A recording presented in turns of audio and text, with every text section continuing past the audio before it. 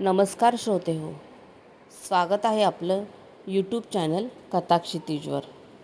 तर आजची आपली कथा आहे शैलजा राजे यांच्या वेगळ्या वाटा या पुस्तकातील पाठपुरावा. कथेचं नाव आहे पाठपुरावा. कौसल्या, आले जी, येऊ न ग, जरा वाईस पुढं हो आणि धनी दिसतात का बघ. वाढूल वकत झालाय ना व. किती दूर आहे ग कचेरी? काय माहीत नाही, पण कोसभर तरी असेलच ना व. असल तुझ्या पायीच एवढा वकत झालाय. थकलं का आता त्यांचे पाय? नशीब आपलं, दुसरं काय. कौसल्याने सासूकडे पाहिलं. तिनं आपला जांभळा पदर डोळ्याला लावला. रोजचंच होतं. आता त्याचं कौसल्याला काहीच वाटेनासं झालं होतं. गेली 2 वर्ष तर सासूचं पाणी गाळणं तिच्या चांगलं ओळखीचं झालं होतं. आधी सासू अशी रडायला लागली. कौसल्या कावरी बावरी होत होती. काय करावं तिला कळत नसायचं. ती तशीच उभी राहायची. सासू पाणी गाळायची ना एकदम तिच्यावर खेकसायची. उभी काय राहिलीस मुर्दागत? जा उचल ती पाटी. वरल्या अंगाला गुरं येतात चरायला. मायंदल शेण गळतं तिथं. मागल्या भिंताडाला गोवऱ्या थापून ठेव जा. कौसल्या मुकाटाने उठायची. पडवीतली पाटी उचलायची. तिच्या 2 हातात मावायची नाही ती पाटी. ती पाटी डोकीवर घेऊन कौसल्या तुरू चालायला लागायची. सासूच्या समोरून दूर झाल्याचा तिला आनंद व्हायचा. आपल्या दादानं आपल्याला बळबळ इथं आणून पोचवलं याचं तिला वाईट वाटायचं. आईची आठवण यायची आणि सासूचं रडणं पाहायला नको म्हणणारी कौसल्या मग ती पाटी बाजूला ठेवून दगडावर बसायची. पोटभर रडायची. असं एकदा रडलं की तिला बरं वाटायचं. मग शेण गोळा करता करता तिला कितीतरी गोष्टींची आठवण यायची. आईची सय यायची. दादा तिला सासरला घेऊन निघाला तेव्हा तिची आईसमध्ये आली होती. म्हणाली होती, कशापायी पोरीला नांदायला पाठवत आहेस? त्या घरात जाऊन कुणापाशी नांदायची ना ती? कुणापाशी बी नांदल. किती दिस पोसायचा हा लोकाचा इमला? आम्हाला काय पोरबाला नाहीत काय? पण असं काय डोसकीवर वजं पडतंय तुझ्या? पोर काय कामधंदा करत नाही का? बसून शान खाते का काय? लहान आहे रे अजून. तरू आत्यासाहेब, आपली लेक तेवढी लहान न याच वयात मी नव्हते काय नांदायला आले होते? समध्या घराचा रामरगडा ओढतच होते की. तुम्ही आपलं ठरवलं तसं करा. नेऊन घालवा त्यांना. सोयऱ्यासनी तरी चाड नको होती काय? खुशाल आपली माणसं दुसऱ्याला पोसायला लावायची. हाय काय त्यांच्या घरात म्हणून छान नेतीला? एवढं कळतंय ना व तुला? मग कशापायी न्यायचं म्हणतेस पोरीला? उपाशी का मारायचे हाय? उपाशी मरो नाही तर तुपाशी मरो. मी एकदा ठरवली ते केल्या बिगर राहायचं नाही. काय असेल तिच्या दैवानं तर घडल. आहे ते तुझ्या बी हातात नाही की माझ्या बी हातात नाही. चुलीतलं लाकडं चुलीतच जलायचं हो. 1 का 2 हजार गोष्टी भावना ऐकवल्या होत्या, पण तिला त्याचं काहीही नव्हतं. माहेरी तरी तिला काय सुख होतं? ती सासरी निघाली म्हणून आई आता दादाला आडवीत होती. पण वेळी हीच आई तिच्या नशिबाला शिव्या द्यायची. ती खायला बसली की वहिनी घासागणिक तिला आसवं ढाळायला लावायची. मग आई रागारागानं हातात असेल त्याने बडदून काढायची. मारायची न मग तिला पोटाशी घेऊन रड रडायची. कधी कौसल्या मनाशी नवल करायची. ही असली रड कसली पाठीशी लागली आपल्या? खरं तर तिला रडणं असं मुळीच आवडत नव्हतं. ती आपली सदा हसतच असायची. कधी आईसुद्धा तिला म्हणायची, पोरी असं लयसं हसणं खरं नाही. जुन्या बायांचं गाणं आहे बघ, हससी ग नारी हसं नाही ग कामाचं, लंकेच्या रावणानं सुख छिनलं रामाचं. आई असं बोलली तरी कौसल्या हसायचीच. हसतच राहायची. न मग आई कातवायची. रट्टा घालून म्हणायची, मुजोर झाली आहे रांड हसती या. गप्प बसती का? फोडू मुस्काट. येल नाही वकत नाही हसायच येतं हिला. असं होतं खरं. कौसल्याला हसायला काही कारण लागत नव्हतं. शेजारच्या दशरथा तिला म्हणायचा, कौसल्ये, तू कौसल्या आणि मी दशरथ आहे बरं का. सांभाळून राहायला हवं तुला. तो असं बोलला की कौसल्या हसत सुटायची. 2 हात कमरेवर ठेवून खो मोठ्यानं. मग दशरथ चिरडेला यायचा. तिचे हात धरून तिला गदागदा हलवीत विचारायच्या, हसाया काय झालं ग तुला? गमजा वाटतात ना व लईशा. दावीनच बघ इंग्या तुला. हळद लागायची खोटी की घालतो तुझ्या पेकाटातलात. मला हसतीस ना का? तरीही कौसल्या हसतच राहायची. त्याला हू करत वेडावत राहायची. म्हणायची, मायंदल पाहिल्यात रे तुझ्यावानी.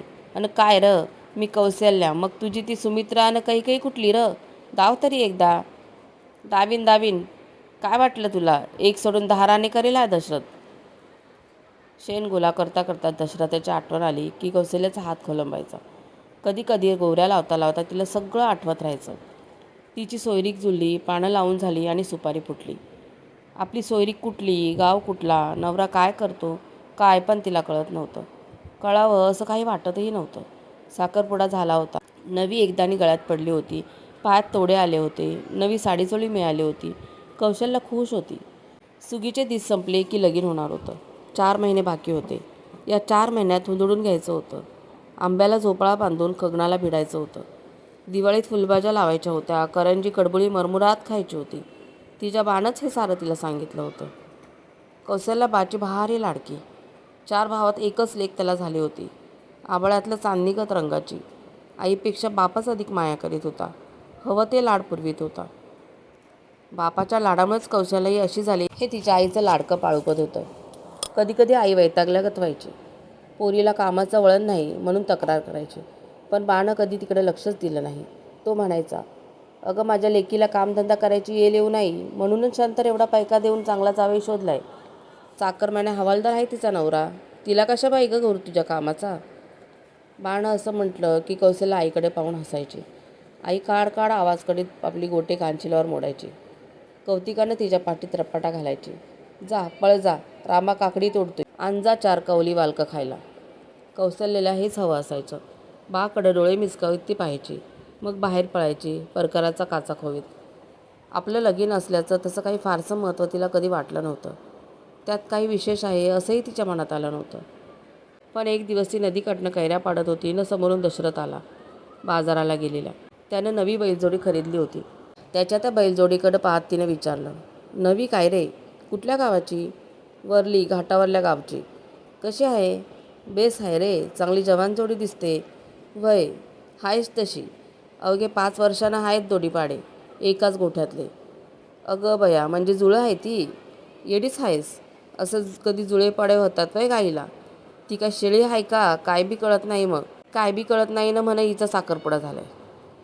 मग झालाच आहे मुळी. तुला काय करायचं आहे रे त्याच्याशी? खूप करायचं होतं गं, पण आता काय त्याचं? तुझ्या बाला हवालदारकी दिसली नवं त्याची. पण कौशल्ये, ऐकतोय ते खरं नाही बघ. काय ऐकतो आहेस रे? सांग की र. कधी नाही ते कौशल्या हसता हसता थांबली होती. तिचं लक्ष दशरथाच्या तोंडाकडे लागलं होतं. हा खोटं बोलायचा नाही असं तिला वाटत होतं. असा भरवसा आपल्याला का वाटतो हे मात्र तिला कळत नव्हतं. दशरथ थोडा वेळ तिच्याकडे पाहत राहिला. मग म्हणाला, कौशल्ये, तुझा नवरा शहरात राहतो, नशापाणी बी करतो असं ऐकल्या. खरं खोटं राम जाणो. कौशल्या त्या ऐकून क्षणभर गप्प बसली. मग पुन्हा हसत म्हणाली, दशरथा, मी बाला सांगते सगळं. सांगते बघ त्याला सोयरीक तोडायला. मला न गं असलं नवरानं त्याची हवालदारी. अगं अगं, असं कधी होतं काय? मग अशी सोयरीक मोडल्या पोरीशी कुणी लगीन करील काय? कुणी नाही केलं तरी तू नाही करायचास? मी? कौशल्ये, तुझ्या बाला नाही पटायचं ते. माझ्या आत्याने पुसलं होतं की अगोदरच. दशरथ गेला न कौशल्या सारे आठवत राहिली. कधी कधी हसता हसता मध्येच ती थांबायची. विचार करायची. मग कुणीतरी विचारायचं, का गं कसला विचार घोलतोय मनात? हवालदाराचा? असं विचारलं की तिने लाजायला हवं, पण तिला लाजताच येत नव्हतं. एकदा बाच्या पुढ्यात जेवता जेवता ती म्हणाली, बाबा माझी सोयरीक तोडून टाक, मला नाही लगीन करायचं. ए दळभद्रे, काहीतरी गं बोलणं. भारीच लाडवली आहे तुम्ही तिला. सोबतं का असलं आता? बाच्या ऐवजी आईच कडाडली. ती काहीतरी बोलणार होती, पण तेवढ्यात तिचे दोघे भाऊ जेवायला आले.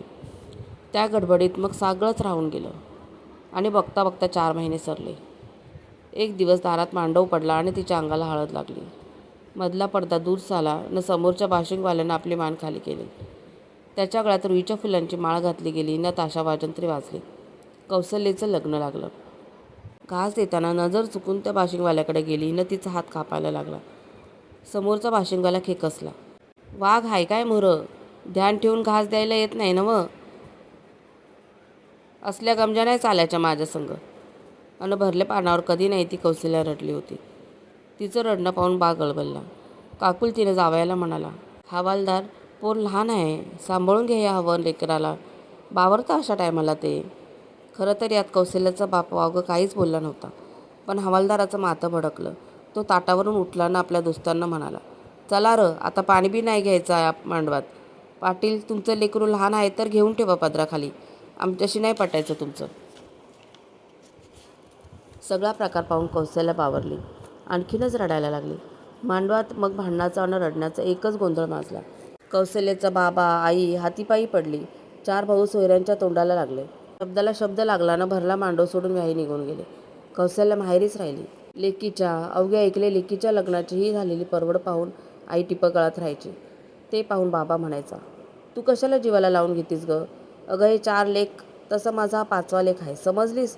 काय पण गोर लावून घ्यायचं नाही, गरज नाही कोणाला. कौशल्य, पळ जा वावरात, खा पी नि राहा. पण असं बोलणारा बाच एक दिवस विकार झाला न खलास झाला. इकार उतरवणारा गारुडी मंत्र टाकायच्या आतच सगळा कारभार आटोपला होता. पोरीला पोटाशी घेऊन आईने टाहू फोडला होता. बा गेल्यावर 2 वर्ष नीट गेली.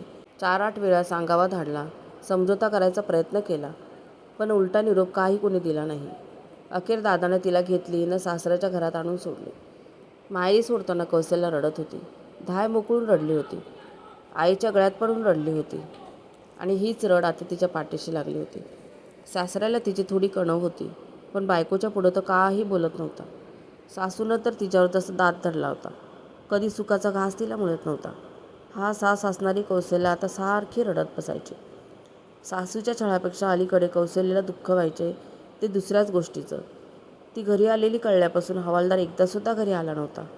त्यानं पत्र पाठवलं होतं आणि बापाला कळवलं होतं, तिला माघारी धाडा तरच मी या घराला येईन, पैसा अडका मागू नाही. लेकाचं ते पत्र आल्यापासून तर सासूच्या तोंडात तीळ भिजत नव्हता. कौशल्याला वेळी ती मारहाणही करायची. मग सासरा मध्ये पडायचा, बायकोला मारायचा. घरात एकच काळवा उडायचा. सासरा बाहेर गेला की पुन्हा कौशल्याच्या छलाला सुरुवात व्हायची. शेवटी सासऱ्यानंच स्वतःच्या लेकावर सुनेच्या पोटगीसाठी दावा लावला. त्याच कामासाठी तो आज कचेरीला गेला होता. त्याला जाऊन पुष्कळ वेळ झाला होता. सासूपेक्षा आज कौशल्याचंच सासऱ्याकडे लक्ष लागलं होतं. दशरथामध्ये तिला गुपचूप भेटला होता. तिच्या कुळात फारकत घेऊन लग्न करायची पद्धत नव्हती, तसं ती करणारही नव्हती. चुलीतलं लाकूड चुलीतच जलाय हवं दशरथा, असं ती म्हणत होती. तिला एकच आशा होती. दशरथ म्हणाला होता, पोटगीचा दावा लागला की नाकमुठी तू घेऊन येईल तुझा हवालदार, नांदवल तुला. त्या दावाचं भलभलं उत्तर येणार होतं. तिकडं तिचं लक्ष लागलं होतं. हवालदाराने एकदा जरी नुसती तिला नेली असती तरी तिनं मग त्याचं मन वळवलं असतं. त्याच्या हातापाया पडली असती. ती हवं ते करायला राजी होती. पण तिला त्याच्याशी नांदायचं होतं. 16व्या-17व्या वर्षालाही असं जिणं कंटायचं म्हणजे तिला ब्रह्मांड आठवत होतं. भलाबुला संसार तिला करायचा होता. त्यासाठी ती आसुसली होती. सासूनं पुन्हा एकदा कुसं ओलांडून पाहायला सांगितलं म्हणून कौशल्या वाटेवर पुन्हा आली. दुरीन तिला सासरा दिसला. सासरा झपाझप चालत होता. नेहमीसारखी जडपावली चाल नव्हती. त्याची ती चाल पाहूनच तिचा जीव हरकला. तिनं पदर सारखा केला. आपले डोळे तिनं उन्हाच्या तिरपुतीत त्याच्यावर लावले. सासरा जवळ आला तशी ती झटकन घरात शिरली. सासूच्या पुढ्यात येऊन उभी राहिली. सासू कडाडली, नाही आले ना अजून? काय काय सवले व्हायचे हाय ते तुझ्या पायी या जन्माचे हरी जाणे. आमचा बी एकच लेक हाय ग. तुझ्या पायी दुरावलाय नवा आमासने. तुझ्या सासऱ्याला लई माया लागली. मरत तरी का नाहीस ग सटवे? सासूचं बोलणं चालू असतानाच सासरा दारात आला. बायकोचं कडाडणं त्याच्या कानी पडतच होतं. ते ऐकून तो दारातनंच ओरडला, पटकी का लागण ग तुझ्या तोंडाला? घरच्या लक्ष्मीला आवरात छलतीस. देव काय मेला नाही, पोरानं नोटिशीला उत्तर दिलंया. कौशल्याचा ऊर गोला झाला. उत्तर ऐकायला तिच्या अवघ्या कायेचा कसा मुटका बनला होता. आपला पदर तिनं घट्ट लपेटून कमरेला खोचला होता. तो सोडला, डोईवर घेतला. कित्येक दिवसात हसू विसरलेलं तिचं मन हसायला आधीर झालं. काय दिलंय उत्तर तिनं? देतोय का पोडगी? पोडगी? अगं नांदवाया तयार झालंय पोरगं तुझं. उलट उत्तर आलं या, मी नांदवाया तयार आहे, पर तीच येत नाही. 15 दिवसात आली तर ठीक, नाहीतर फारकत घेतो न दुसरं लगीन करतो. नग नग मामासाहेब, 15 दिवस तरी कशानं? उद्याच घेऊन शान चला. कशी ती कौशल्या पटकन बोलली गेली न जीभ चावून खाली बघत राहिली. अगं हो हो, काहीतरी मर्यादा सांभाळ म्हणते मी. पुन्हा म्हणून उभी आहेस? चळली आहे काय अक्कल तुझी? उद्या जायचं म्हणं, काय तयारी करायची नसती ग? का उठायचं न कटुडं घेऊन निघायचं? मला काहीतरी गोडधोड करायला हवं.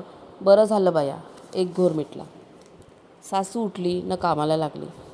पण पुढचे 8 दिवस कसे पाखरागत पंख लावून भूर उडाले. लग्नातली हिरवी साडी चोळी येऊन कौशल्या निघाली. गेले कित्येक दिवस सासू कधी एक शब्द गोड बोललेली कौशल्याला आठवत नव्हती. पण आता घर सोडताना सासूनं डोळ्याला पदर लावून तिला जवळ घेतली होती. कौशल्याचाही ऊर भरून आला होता.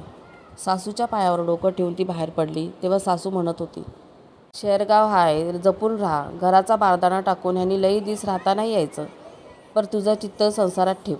चुलत्या वाऱ्यासंगतीनंच कौशल्या शहरात निघाली. किती बेत, किती मनोरथ करीत तिचा प्रवास चालला होता. हिरव्या साडीतलं तिचं अवघं शरीर हिरव्या पानासारखं थरथरत होतं. त्यांची गाडी उभी राहिली. सासरा खाली उतरला. मागून कौसल्या केवढं तरी ओझं खांद्यावर घेऊन. उतरताना तिचा पाय लुगड्याच्या शेवाळानं अडकला. हातातलं गठोडं खाली पडलं. सासरा पुढे झाला. अगं अगं, पडलीस काय पोरी? यष्टी लागली काय हवालदार तुमच्या माणसांना? जरा पुढं होऊन हात द्या की. बरोबरीचा कुणीतरी दोस्त बोलला न मग सारेच हसले. आधीच बावरलेली कौसल्या आणखीनच बावरली. सासऱ्यानं ते ओळखलं. तो म्हणाला, चल पोरी, मी उचलतो ओझं. नगं जी, घेते मी. असं म्हणाली ती खरी, पण मनातून तिला वाटत होतं, आता ते पुढं होतील, ओझ्याला हात घालतील न म्हणतील, पण म्या असताना गोळ हवा तरी कशा पायी. पण तसं काहीच झालं नाही. कुणीच पुढं आलं नाही. तिने ते ओझं डोकीवर घेतलं आणि सासऱ्याच्या मागून निघाली. हवालदार सासऱ्याशीही फार बोलत नव्हता. सासराच घरची, शेतीची, त्याच्या आईची हकीकत सांगत होता. म्हणत होता, आता आता आली या तशी 4-6 महिने राहू दे, मग दोघं बी गावाला या. पूजा घालायची आहे तुझ्या आईला. गावाला काहीतरी द्या होच की र. सासरा एवढं बोलत होता, पण हवालदार गपगपच होता. कौसल्या तर मनातून घाबरून गेली होती. एका लांब लचक बैठ्या चालीत ते शिरले. चारी बाजूनी त्या तशाच चाली होत्या. कोंबडीच्या खुराड्यागत खोलीत शिरली तर आधीच कोणी बाई चुलीशी होती. वाटलं आली असेल कुणी पाहुणी रांधायला. सासरा जेवण करून बाहेर ओसरीला निजला. धडधडत्या हृदयानं मग मोहरल्या कायेनं कौसल्या लाजून गेली होती. अंगावरची वाकळं तिने डोईवर घेतली. आता ती वाट बघत होती. कुणीतरी ती वाकळं दूर सारील, तिला काहीतरी बोलल. आणि किती जोरात तिचा ऊर धपापत होता. कितीतरी वेळ ती जागी होती. मग केव्हा तरी मन थकलं न शरीरही थकलं होतं ते झोपून गेलं. मध्येच केव्हा तरी ती जागी झाली. कुणीतरी हसत होतं. त्यात हवालदाराचंही हसणं मिसळलं होतं. ते म्हणत होतं, वय ग, तुझीच युगत बरी हाय. तुला कामाला माणूस मिळते अन हा पण माझ्याशिवाय? ते का ग, बाईलच हाय ती माझी. हे बघ आता. हवालदाराने तिची वाकळं दूर सारली. पण मगाशी मोहरलेली काया आता दगड झाली होती. रडू फुटलं होतं. त्यानं पाठपुरावा करायचं सोडलं नव्हतं. धन्यवाद.